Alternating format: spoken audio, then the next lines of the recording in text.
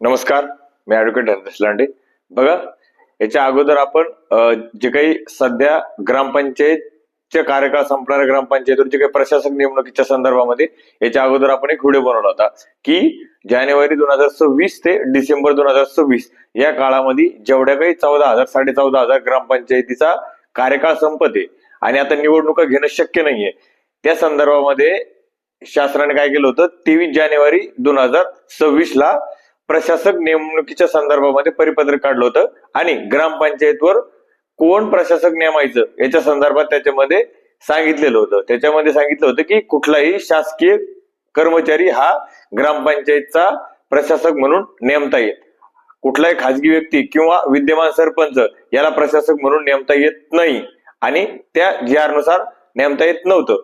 परंतु त्यानंतर काय झालं, राज्यभरामध्ये जी काही सरपंचासाठी काम करणारी जी काही संघटना आहे सरपंच परिषद, त्याचे प्रदेशाध्यक्ष दत्ताभाऊ काकडे आणि त्यांचे सहकारी जे की आमचे पण मित्र आहे सुरेश जाधव विरेगावचे सरपंच, तसेच संतोष ढेंगळे, राजेंद्र वांजुळे यांनी काय केलं या संदर्भामध्ये की बाबा लोकांना प्रशासक नेमल्याच्या नंतर ज्या काही सुविधा भेटायला पाहिजे ग्रामपंचायत स्तरावरती त्या सुविधा प्रशासक अधिकारी देऊ शकत नाही आणि जर या ठिकाणी जर मूळ सरपंच जर प्रशासक म्हणून जर काम केलं तर तो चांगल्या पद्धतीने कारभार चालू शकतो. या संदर्भामध्ये अशी मागणीचं निवेदन त्यांनी जिल्हाधिकारी आणि जिल्हा परिषद CO यांना दिलं होतं की जे काही विद्यमान सरपंच आहे जर निवडणुका घेणं शक्य नसेल तर जे काही विद्यमान सरपंच आहे यांनाच पुढील जोपर्यंत निवडणुका होत नाही किंवा 6 महिन्याच्या कालावधीसाठी प्रशासक म्हणून नियुक्ती करण्यात यावी आणि त्यांनाच हे अधिकार प्रदान करण्यात यावे अशा पद्धतीचं निवेदन दिलं होतं. त्याच्यानंतर ही बातमी खूप मोठ्या प्रमाणात व्हायरल झाली होती.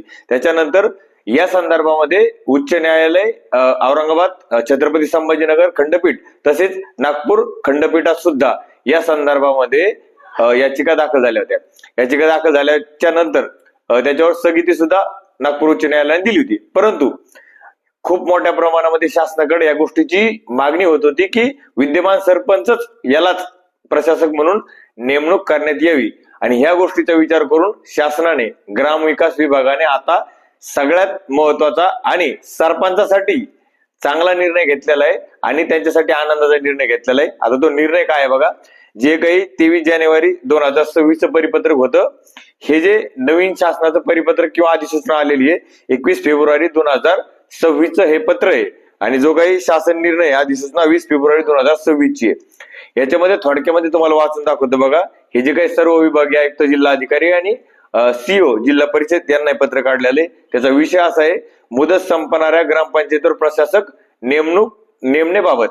त्याच्यानंतर बघा, जे काही 23 जानेवारी 2026 ला प्रशासक नेमणुकीच्या संदर्भामध्ये परिपत्रक काढलं होतं ते ह्या परिपत्रकानुसार रद्द करण्यात येत आहे. म्हणजे सगळ्यात महत्वाची गोष्ट काय केलेली आहे आणि जो काही नवीन अधिसूचना काढलेली ग्रामविकास विभागाने ती या पत्रकामध्ये लिहिलेली आहे की ती याच्यासोबत जोडलेली आहे. ती मी आता तुम्हाला खाली वाचून दाखवणार आहे की ती अधिसूचना काय, कशा पद्धतीने प्रशासक नेमायची प्रक्रिया होणार आहे, कोण प्रशासक म्हणून नेमणार आहे, कोणाला अधिकार दिलेले प्रशासक म्हणून नेमायचे, उपसरपंचाचं काय काम राहणार आहे, प्रशासकीय समिती कोणाची राहणार आहे, ग्रामपंचायत सदस्याचं काय काम राहणार आहे, या सगळ्या गोष्टीची माहिती मी तुम्हाला या व्हिडिओमध्ये देणार आहे. आता तुम्हाला मी पत्र वाचून दाखवलं, त्या पत्रामध्ये तुम्हाला कळलं असेल की जुना जो प्रशासक नेमणुकीचा निर्णय होता तो शासनाने स्वतःच रद्द केलेला आहे, जे की त्याला हायकोर्टने स्थगिती दिलेली होती. आता नवीन अधिसूचना आहे 20 फेब्रुवारी 2026 ची. आता ही अधिसूचना मी तुम्हाला थोडक्यामध्ये वाचून दाखवतो बघा. ज्या अर्थी राज्यातील काही ग्रामपंचायतीची मुदत संपली आहे आणि काही ग्रामपंचायतीची मुदत 28 फेब्रुवारी 2026 किंवा त्यापूर्वी संपणार आहे आणि ग्रामपंचायतीच्या निवडणुका प्रशासकीय अडचणीमुळे होऊ शकत नाही आणि ज्या अर्थी महाराष्ट्र ग्रामपंचायत अधिनियम 1959 चे कलम 151 उपकलम 1 खंड अ मधील दुसऱ्या परंतुकानुसार प्रशासकीय अडचणीमुळे ग्रामपंचायत निवडणुका घेणे शक्य नसल्यास शासन राजपत्रातील अधिसूचनेनुसार एखाद्या योग्य व्यक्तीची पंचायतीवर प्रशासक म्हणून नियुक्ती करण्याचे अधिकार राज्य शासनास आहे. म्हणजे हे अधिकार सरकारलाच होते, परंतु जो काही कोरोनाच्या काळामध्ये याच्या संदर्भात एक हायकोर्टचं एक निकाल होता की बाबा प्रशासक कोणाला नेमायला पाहिजे या संदर्भामध्ये त्याच्यात गाईडलाईन्स दिल्या होत्या आणि त्या गाईडलाईन नुसारच जे काही जुनं पत्र काढलं होतं शासनाने की प्रशासक म्हणून ह्या खात्याच्या अधिकाऱ्यांमधूनच प्रशासक यांची नेमणूक करण्याच्या संदर्भात काढलं होतं. त्याच्यानंतर बघा, आता त्या अर्थी उक्त अधिनियमाच्या कलम 182 पोट कलम 1 द्वारे प्रदान केलेल्या अधिकाराचा आणि संदर्भात सक्षम करणाऱ्या इतर सर्व अधिकाराचा वापर करून महाराष्ट्र शासन याद्वारे ग्रामपंचायतीवर प्रशासक नियुक्त करण्याचे कलम 151 अन्वय प्रदान केलेले आपले अधिकार त्यांच्या कार्यक्षेत्रातील जिल्हा परिषदेच्या मुख्य कार्यकारी अधिकारी यांना प्रदान करीत आहे आणि खालील प्रमाणे निर्देश देत आहे. म्हणजे याच्या अगोदर प्रशासक नेमायचं कोण होतं, तर फिक्स लोकांमधूनच नेमायचा होता, परंतु आता हे अधिकार दिलेले जिल्हा परिषद चे जे काही मुख्य कार्यकारी अधिकारी असतात त्यांना हे अधिकार प्रदान केलेले आहे शासनाने ह्या अधिसूचनेद्वारे. आता त्याच्यात निर्देश पण दिलेले आहे. आता कोणाला नेमायचं, नेमकं प्रशासक कोणाला नेमायचं. त्याच्यानंतर बघा, अ मध्ये बघा, संबंधित ग्रामपंचायतीवर विद्यमान सरपंचाची 6 महिन्याच्या कालावधीसाठी किंवा ग्रामपंचायत स्थापनेची निवडणूक प्रक्रिया पूर्ण होईपर्यंत जे आधी असेल त्या कालावधीसाठी प्रशासक म्हणून नियुक्ती करणे.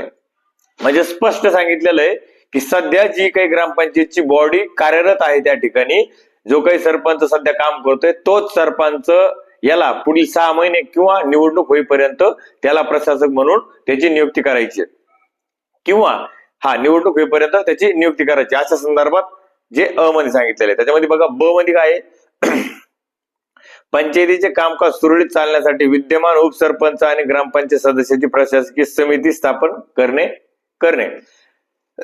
नुसता सरपंचालाच नाही तर याच्यामध्ये उपसरपंच आणि सदस्य यांना सुद्धा महत्वाचा रोल या ठिकाणी दिलेला आहे. ज्या अर्थी जसे आता सध्या बॉडी म्हणून सरपंच काम करतात त्याच पद्धतीची प्रशासकीय समिती सरपंच, उपसरपंच आणि ग्रामपंचायत सदस्याची यांची राहणार आहे. म्हणजे या समितीचं नियंत्रण एक प्रकारे सरपंचावर राहणार आहे, कुठले काम करायचे काय करायचे या संदर्भामध्ये. त्याच्यानंतर बघा 3 नंबर, उक्त अधिनियम आणि त्या खालील नियमानुसार प्रदान सर्व अधिकार वापरण्यासाठी आणि कर्तव्याचे पालन करण्यासाठी प्रशासक आणि समित्यांना आवश्यक त्या सूचना निर्गमित करणे. ग्रामपंचायत अधिनियम जो काही जे काही सरपंचाला अधिकार आहे, उपसरपंचाला अधिकार आहे, ग्रामपंचायतच्या सदस्याला जे अधिकार आहे ते अधिकार प्रशासकीय काळामध्ये कशा पद्धतीने वापरायचे याच्या आणि त्यांच्या कर्तव्याचं पालन कसं करायचं या संदर्भामध्ये वेळोवेळी जिल्हा परिषदच्या मुख्य कार्यकारी अधिकारी यांनी त्यांना सूचना निर्गमित करत राहायच्या आहेत. अशा पद्धतीचा हा एक खूप छोटी अधिसूचना शासनाने काढलेला आहे. ह्या सगळ्या याच्या अधिसूचनेचा सगळ्यात महत्त्वाची एकच गोष्ट आहे की थोडक्यामध्ये जुना जो GR होता प्रशासक म्हणून सरकारी अधिकारी नेमायचा तो रद्द करण्यात आलेला आहे आणि आता प्रशासक म्हणून जे काही सरपंच जी काही विद्यमान बॉडी काम करते तेच यानंतर सुद्धा पुढील काळासाठी ग्रामपंचायतचा कारभार बघणार आहे. म्हणजे अजून सरपंचांना काम करण्याची संधी या ठिकाणी शासनाने उपलब्ध करून दिलेली आहे आणि एक प्रकारे गावच्या भल्यासाठी किंवा कारण की सरपंच ज्या पद्धतीने गावाचं काम करू शकतो त्या पद्धतीने कुठलाही प्रशासकीय अधिकारी कोणाचं काम करू शकत नाही, वैयक्तिक तो कोणाचे काम करू शकत नाही, कारण की तो सरकारी कर्मचारी असतो आणि सरपंच हा लोकप्रतिनिधी असतो, त्याच्यामुळे सरपंच लोकांचे काम करू शकतो. त्याच दृष्टिकोनातून सरपंच परिषदेच्या माध्यमातून जे काही आंदोलन झाले, जे काही उच्च न्यायालयामध्ये याचिका दाखल करण्यात आली होती, या सगळ्या गोष्टीचा विचार करून आणि जे काही शासनाला निवेदन गेली याच्यामधून शासनाने हा शासन निर्णय घेतलेला आहे, ही अधिसूचना काढलेली आहे जेणेकरून गावचा विकासाला बाधा येणार नाही या संदर्भामध्ये यासाठीच ही अधिसूचना काढलेली. ही माहिती तुमच्यापर्यंत पोहोचवण्यासाठी खास करून हा व्हिडिओ मी बनवलेला आहे. बघा, जर तुम्हाला माहिती आवडली असेल, अजून आपल्या जर फेसबुकला फॉलो केलं नसेल तर फॉलो करा. युट्यूब चॅनलला जे काही कायद्याचं बोला युट्यूब चॅनल आहे त्याला जर सबस्क्राईब केलं नसेल तर सबस्क्राईब करा, लाईक करा, शेअर करा आणि जास्तीत जास्त लोकांपर्यंत आपला व्हिडिओ पोहोचा. धन्यवाद.